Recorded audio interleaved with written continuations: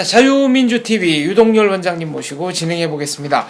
북한이 매설한 목침 지뢰가 폭발하면서 우리 장병 두 사람이 하반신을 좀 잃어버렸고요.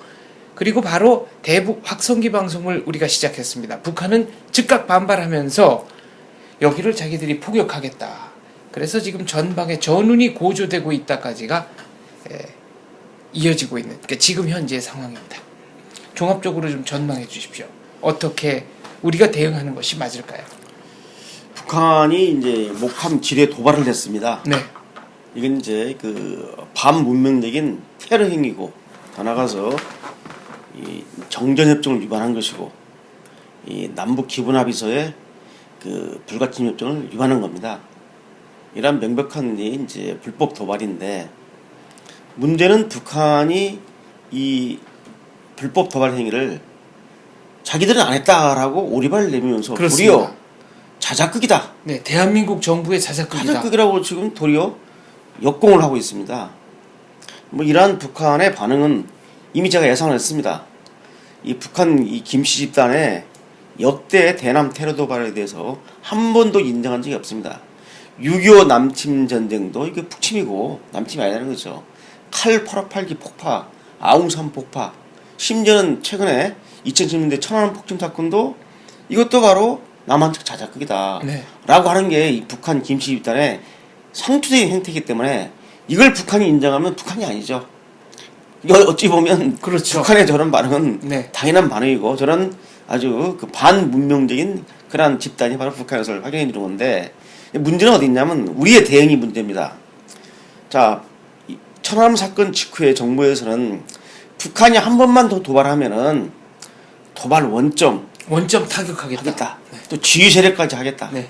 뭐 이런 주장을 여러 번 했지만은 2010년 10월에 연평도 포격 도발 때 또 어떻게 됐습니까? 그때도 말로만 또 한 번만 더 하면, 쉽게 말하면 이 종이 호랑이죠. 계속 응징하겠다고 말로만 하면서 실제로는 행동으로 못 옮기기 때문에 북한이 이미 우리 정부의 카드를 알고 있는 겁니다. 저 사람들은 말로만 응징한다 그러지 행동으로는 못한다. 전쟁 날까봐 두려워서 그렇다. 네. 라고 하기 때문에 이번 기회에 이 북한의 버리장물을 고쳐야 되는데, 사실 우리 정부가 이번에도 지금 대북 확성기 방송의 전면 확대라는 카드로 응하고 있는데, 사실 이게 또 상당히 소극적인 방법이죠.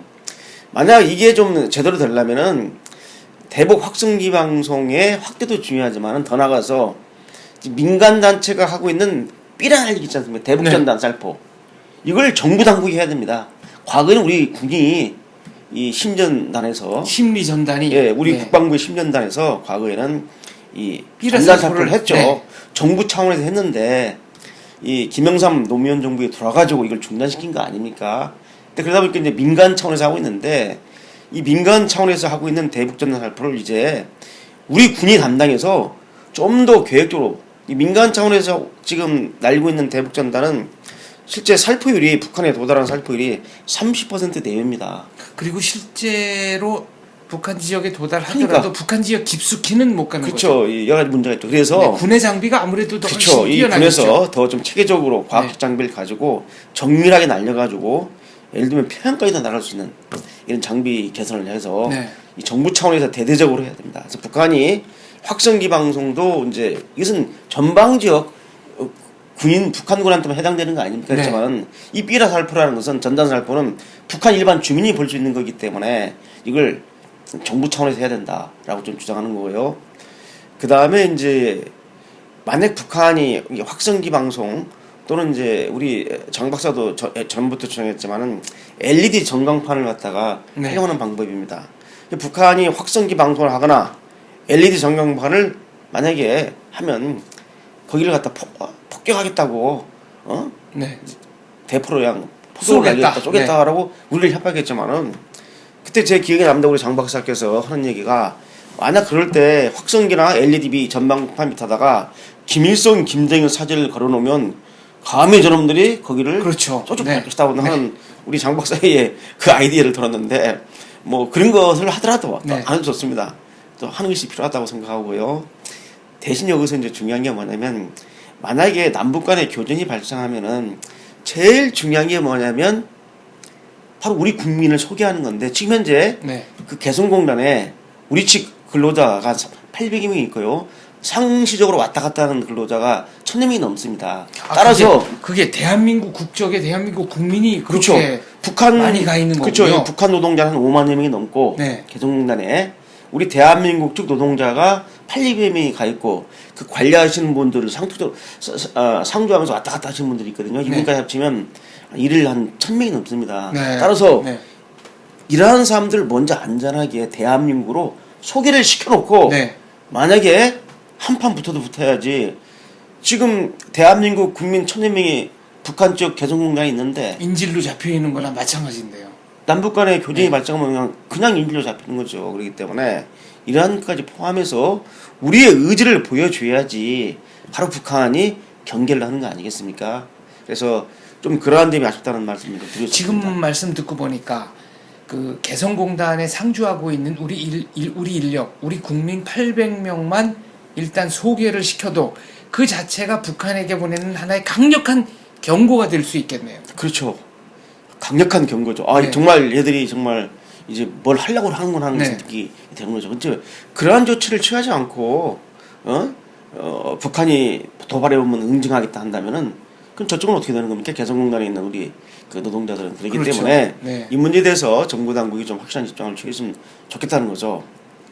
군 당국이 삐라를 날린다. 아무래도 민간이 날리는 거에 비해서는 인력이나 조직, 장비가 월등하니까. 내용도 월등하죠. 내용도 아주 네. 정말 전문적인 심리전 그 전문가들이 하는 거기 때문에 내용도 북한 주민들, 또 북한 군인들을 움직일 수 있는 그런 내용이 담기 때문에 그 민간 차원에서 하는 것하고는 차원이 다를 것 다르죠. 같습니다. 예. 왜 YS 때 이걸 중단했습니까?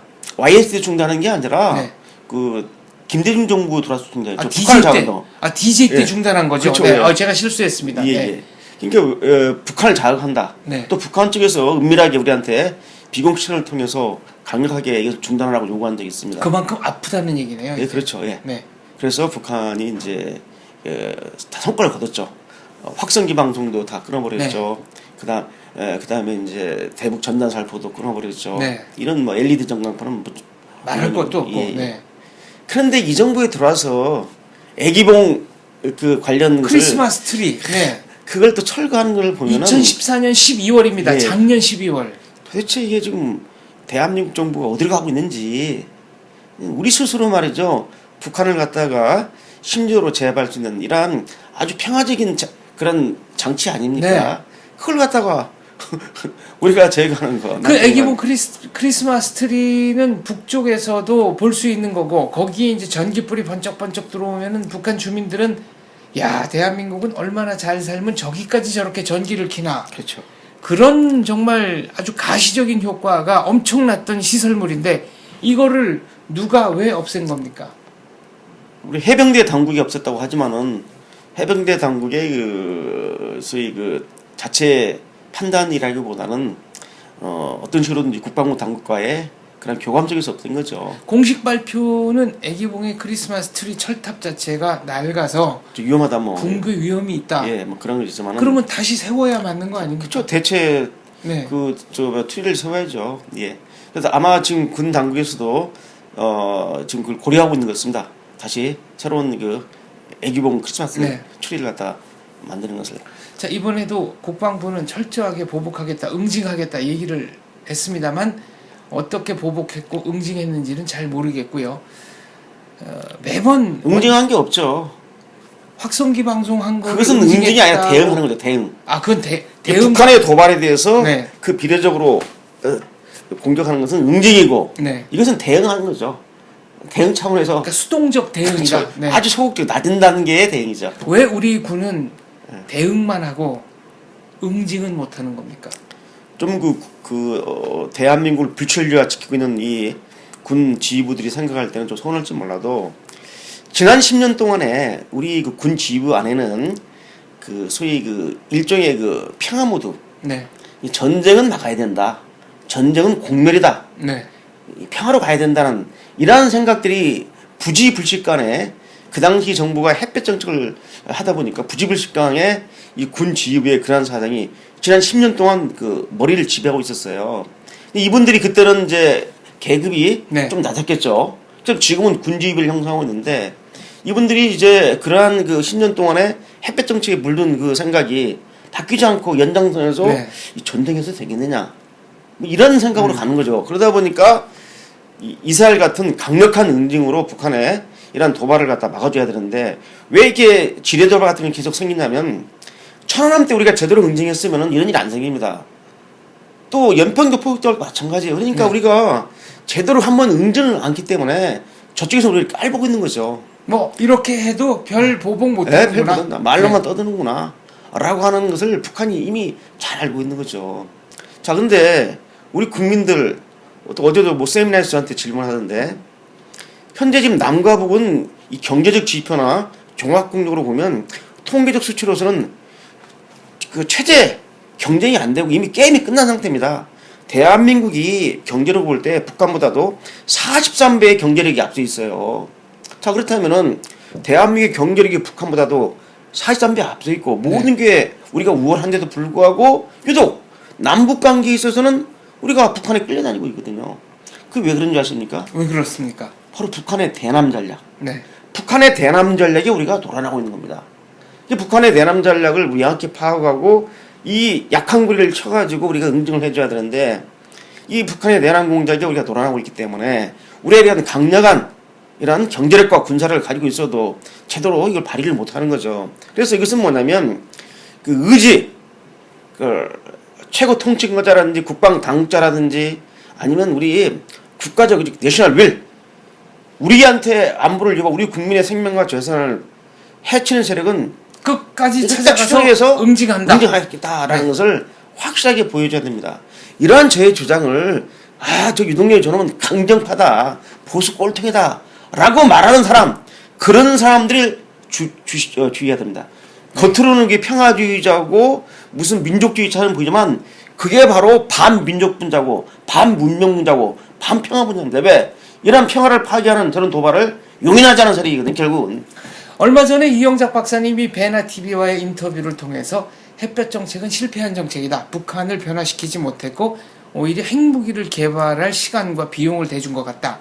두 번째는 우리는 북한을 변화시킬 힘이 있고 북한은 대한민국을 변화시킬 힘이 없는데 이거를 안 쓰는 거는 상당히 문제가 있는 전략이다. 그리고 세 번째로 북한은 타도의 대상이지 대화나 협상의 상대가 아니라는 사실이 이미 증명이 됐다. 그런데 왜 우리 정부가 망설이고 있는지 개인적으로 좀 이해할 수 없다. 이런 말씀 하시더군요. 예, 일단 그 이영작 교수님의 말씀에 대해서는 전적으로 동의를 하고 하나 햇볕 정책 얘기가 나왔으니까 한번 제가 이 말씀 드릴게요. 햇볕 정책의 가장 큰 문제는 더 큰 문제가 뭐냐면 이영작 박사가 지적한 거 말고도 더 큰 문제는 뭐냐면 이 햇볕 정책이 10년 동안에 우리 국민의 대북 경계심, 북한을 제대로 볼 수 있는 대북 경계심과 대북관이 완전히 와해됐다. 그거는 이게 정말 중요한 겁니다. 그것도 굉장히 중요한 문제예요. 이제 북한의 그 정체를 확인하고 북한을 햇볕 정책은 북한을 움직이지 못했다. 실패한 정책이라는 것 외에도 우리 스스로가 좀 무장해제했다. 그 햇볕 정책이 가장 큰 문제고 그러한 햇볕 정책의 그런 느슨한 대북관이 바로 우리 군 지휘부에도 상당히 유포되어 있는 걸로 알고 있습니다. 아니, 다른 조직은 몰라도 군에까지 그런 인식이 만연해 있다면은 이건 문제 아닙니까? 이번에 저희 목함지뢰 도발을 이 북한이라는 사실을 확인하고 아마 국방부에서 군 지휘부들이 모여서 관련 대책을 논의하는 가운데 언론 보도에 의하면 큰 논쟁이 있었다. 이걸 우리가 저기에 강력하게 대항하면 북한에게 말려드는 것이기 때문에 온건하게 대항해야 된다는 등 별의별 얘기가 나왔다는데 아니 그러면 난 이해가 안 됩니다. 아니 우리 국민이 얼마나 더 상해야 그럼 응징하는 겁니까? 그러니까 그래서 우리 다른 일반 국민이 그런 말을 해도 군이 설득을 해야 할 판에 저희 그 회의에 참석했다는 정도면 상당히 고위급 군 간부들인데 아니, 그런 말씀 군 간부들이 그런 얘기를 했다는 도대체 난 이해가 할 수 없는 겁니다. 왜 군이 존재합니까? 군이 존재하는 이유가 뭔지를 분명히 아셔야 할 겁니다. 그래서 저는 이러한 문제에 대해서 이 군 지휘부가 새로운 국가관과 역사관을 가지고 대대적인 정신교육을 받아야 됩니다. 전체 군 간부들을 갖다가 지휘관급들을 갖다가 조별로 나눠서 올바른 역사관, 국가관, 안보관을 심어줘야지. 아직도 지금 지난 10년 햇볕 정책에 그 잔재들이 머릿속에 지금 남아서 허우적거리고 있다는 것은 정말 이건 대한민국의 불행입니다. 대북 심리전 군주도로 당장 시작하자라는 말씀 정말 가슴에 와닿고요. 그리고 군 지휘관들을 대상으로 대군 심리전 요것도 우리가 한번 다독여 봐야 되겠다. 대북 심리전보다 중요한 게 우리 대내 심리전 해야겠어요. 대내 심리전. 네. 우리 군 간부들이 확고한 군인 정신으로 무장돼야 됩니다. 군이 자꾸 평화를 얘기하면 안 됩니다. 알겠습니다. 저는 지금 군이 대북 심리전을 재개해서 드론이라든가 기구라든가 이 수많은 정말 멋진 군 장비가 북한 전역의 하늘을 새카맣게 뒤덮으면서 평화적으로 비행하는 모습, 정말 상상만 해도 아주 평화로운 따스한 기분이 가슴속에 정말 스며드는, 좀 봄볕처럼 스며드는 걸 느낍니다. 그래서 하나만 더 말씀드리면, 금방 제가 군이 평화를 얘기하면 안 된다는 말을 오해하시면 안 됩니다. 군이 어떠한 북한의 도발이나 우리 대한민국의 국민의 생명과 재산을 위협하는 일이 퍼졌을 때 우리 군이 이러한 평화를 파괴하는 것을 갖다 인정하는 얘기를 해야지, 그 상황에서 대한민국 안보가 위협받고 대한민국 국민의 생명과 재산이 침해당하고 있는데 거기서 평화를 운동한다는 것은 군의 본분을 어긋난다는 의미지. 네. 당연히 평화를 얘기해야 되죠. 이 평화라는 것은 우리가 지킬 수 있는 힘을 가지고 힘을 쓸 때 평화가 유지되는 거지, 힘 가지고 놀고 있는데 어떻게 평화가 유지됩니까? 계속 상대방이 우리를 때리고 압박하고 우리 사회를 파괴하는데 지켜보는 평화? 이게 평화입니까? 공산주의자가 굴복하는 것은 자기들보다 더 큰 폭력뿐이다라는 얘기가 있습니다. 예. 네. 거기에 전적으로 동의하고, 특히 휴대폰 놈의 북한 김씨 집단은 좀 이 적절한 용어가 아니지만은 그 양아치 중에도 아주 질이 낮은 양아치입니다. 네, 마적단. 예. 네. 마적보다 더 나쁜 집단이죠. 네. 예. 알겠습니다. 대남 심리전, 대북 심리전 빨리 재개하고 군이 주도해서 벌이는 심리전이야말로 북한 붕괴를 앞당기고 북한 주민의 행복을 증진할 수 있는 가장 빠른 길이다. 이렇게 정리하겠습니다. 예. 네, 감사합니다.